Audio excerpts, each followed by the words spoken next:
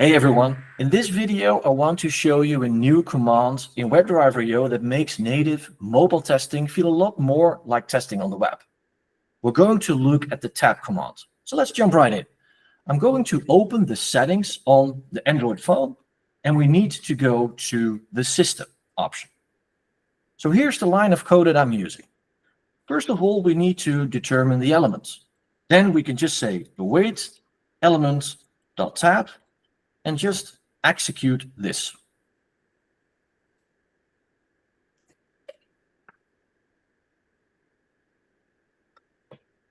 Hey, huh? What? What are we seeing now? It's scrolling first. That's interesting. This looks exactly like we're used to on the web. When you call a click on a browser element, then it scrolls the element automatically into the view before clicking. Well, guess what? That's exactly what WebdriverIO is doing now for native apps. The tab command automatically scrolls the element into the view before tapping it. No need to call scroll into view manually. It's built right in for you. And the tap itself is not a simulated event. It taps using the real screen coordinates right at the center of the element's visible area. So it behaves exactly like a user would interact with your app. Now let's try the same thing on iOS. Let's comment out the code,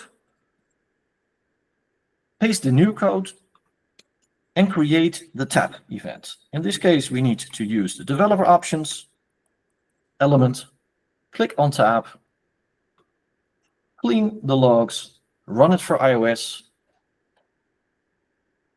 And let's see. Should click on the developer, and there it is. The same behavior, scrolls to the element and then taps it.